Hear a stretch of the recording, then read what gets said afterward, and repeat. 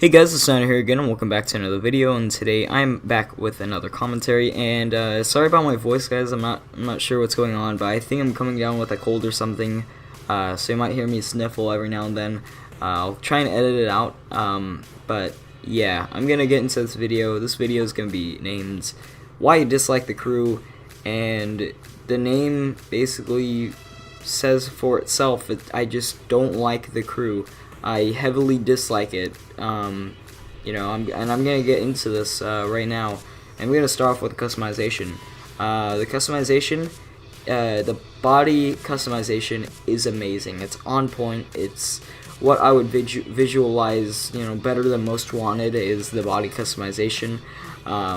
Just the freedom to put on a rear bumper, front bumper, side skirts, change the fenders on some cars.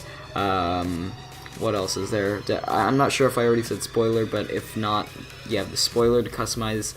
I don't know, there's just a lot to do in visual customization in the crew.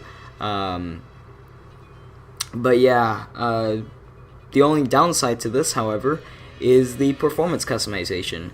And I dislike the performance. I would say it would be safe to say I hate the performance customization, because you have to do these 20 to 50 second skill challenges over and over again until you're satisfied with what part you're gonna get. So you either get a bronze, silver, gold, or platinum part based on how you performed in that skill, I don't know what you call it, skill challenge. Yeah. So however you you perform, you get a medal on how you performed, and you basically put these on your car. So if you get a platinum part, it's in between 40 and 50. You want to get 50, but of course the game says fuck you and gives you level 40 parts over and over again, which is really annoying. So your only solution to this is going into a car tuner and paying $45,000 each level 50 platinum part. And this is why I hate the performance customization in the crew. Just the fact that you have to do these skill challenges over and over again when I really don't want to. I want to buy the skill parts, alright? Buy the performance parts. And it prevents me from doing that because, well, they're inexpensive and you already have to unlock them by doing the skill challenges.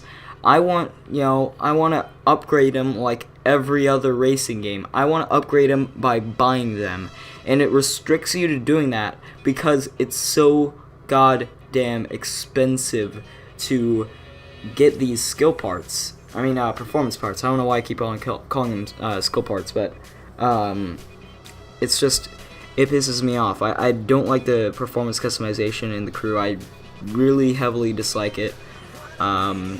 But yeah, that's about it for that. Customization, few ups, few downs. Overall, I don't like the performance part. Just it's a huge buzzkill for me. But yeah. Alright, so next up is the gameplay. So after you finish the game, there's really nothing else to do. Mainly because the car selection is so dull.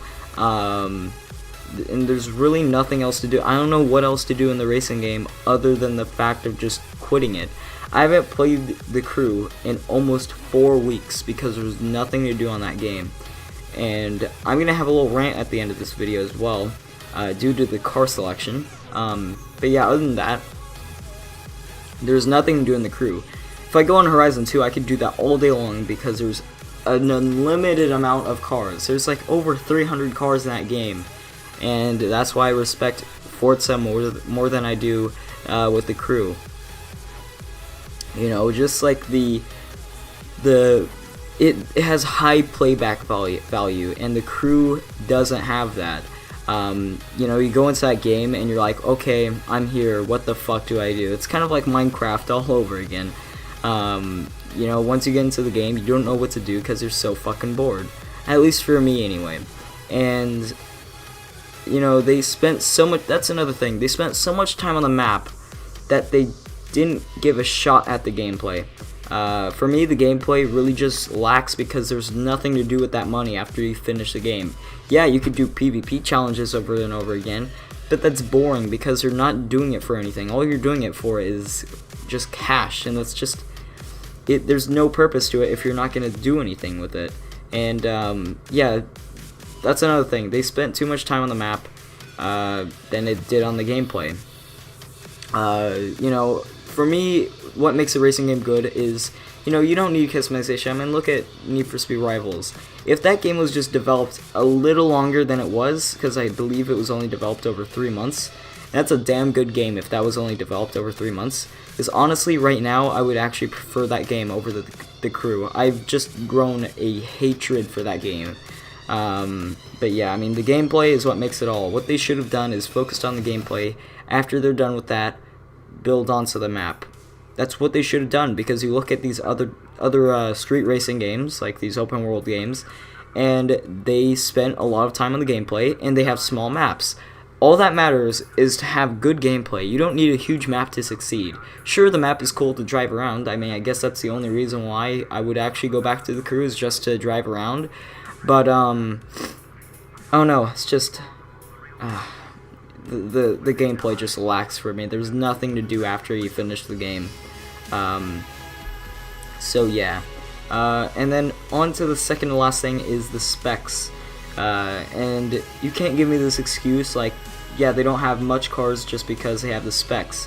That's a really bad excuse because, well, they should have more cars than they should specs. For example, like I said earlier on, right when I started this off, the customization, they have extensive customization for dirt, perf, and street. However, when you level up to raid and circuit, you don't have that. You don't have the freedom to customize your cars. Just because I don't know why you can't customize them. There's no excuse. You should be able to customize any car that you want. Especially if it's the Crew. If you have customization options, fucking let us dig into that customization. Don't just tease it and then not do anything. Because all you can do, I believe on circuit cars, is all you could do is customize the wheels and add a vinyl. That's all you could do with it. I may have missed a couple of other things, but yeah, that's all you could do visually. That's all you could do visually. And that's why I dislike the specs. And then on to the last thing is the car selection. So I already said this a little bit earlier on, but the car selection pisses me off. You can't use specs as an excuse. You need an extensive car list to really succeed. It's like gameplay.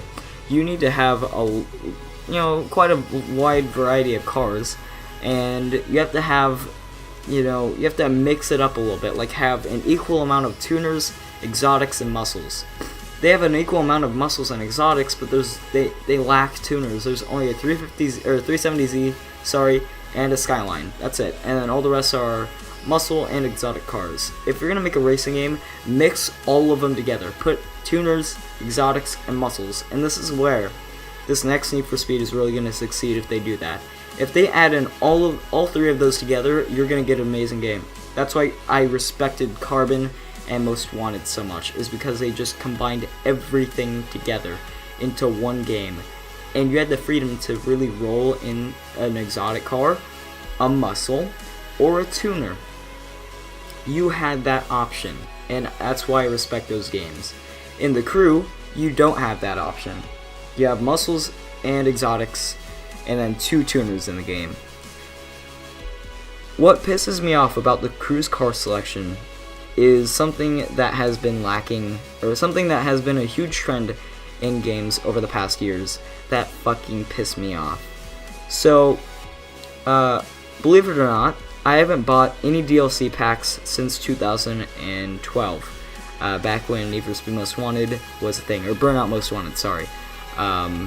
So I bought some DLC packs for that. I think I bought all of them except for Time Savers pack and another one, but that's beside the point. The point is, games have DLCs nowadays because you fucking people buy them. If you didn't buy DLC, they wouldn't have DLC, but of course people would have to buy DLC. I don't have any DLCs for Forza. I don't have any DLCs for Grid, Project Cars, all of the above. I didn't even buy Rivals DLC. I'll probably buy, like, I don't know, maybe Need for Speed DLCs, but that's it. I'm not going to buy any other DLCs. I'm not going to buy any content from developers that were already in the game previously, and this was a big no-no for me. I shouldn't have bought the season pass. I'm not going to buy the season pass for the crew, the second season pass. If you guys didn't know this, the crew is releasing a second season pass. I'm not going to buy that shit because it's already in the game. If the fucking cars are already in the game, don't give me a fucking season pass. Put those cars in and fucking let us play the game. We paid $60 for your piece of shit game, and there's nothing to it. The season pass wasn't worth it.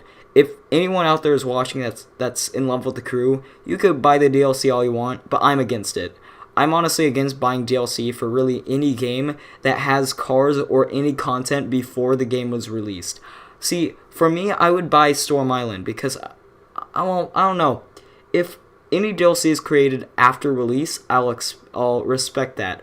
But if it's created before release, put that in with the fucking disc. I'm buying $60 fucking games and not getting the full $60. I'm getting probably $40 worth of content, and then the other $20 are off the disc, and you have to pay even more money. You have to throw more money at the game to get the full experience, and that's why I fucking hate DLC. Yeah, that's really my rant for the crew. Is there's so, like, half the fucking cars in the game are DLC, and that pisses me off. And that's why I'm so against buying DLCs nowadays. So, I mean, the crew's second season pass, that's a no-no. The game overall is just, there's no playback value. I only did those car reviews because that was the only thing to do on the crew. Expect only one more video of the crew, and I'm done with it. Because seriously, fuck it. Fuck the crew. Okay? Because they hyped me up so much, and it ended up to be worse than Rivals. When they said that game was going to be 7 years in fucking development, a game that was developed over a course of 3 months is more enjoyable than what Ivory Tower put together. That was pathetic. And I really hope if they make it the Crew 2, I hope it either 1 gets shit on, or 2 they do a better job. That's all I have to say, guys. Sorry for this rant video. I know I'm going to get a lot of hate for this. I'm expecting it. But as you guys do know, if you're still watching, I doubt you are, I'm very for my opinion. I will express it all I want. I don't care if I'm going to get like 10 million dislikes on this video. At the end of the day, I'm expressing my opinion. That's what you should respect. So, only expect one more video of the crew, and I'm done with that piece of shit game. See you guys later. Goodbye.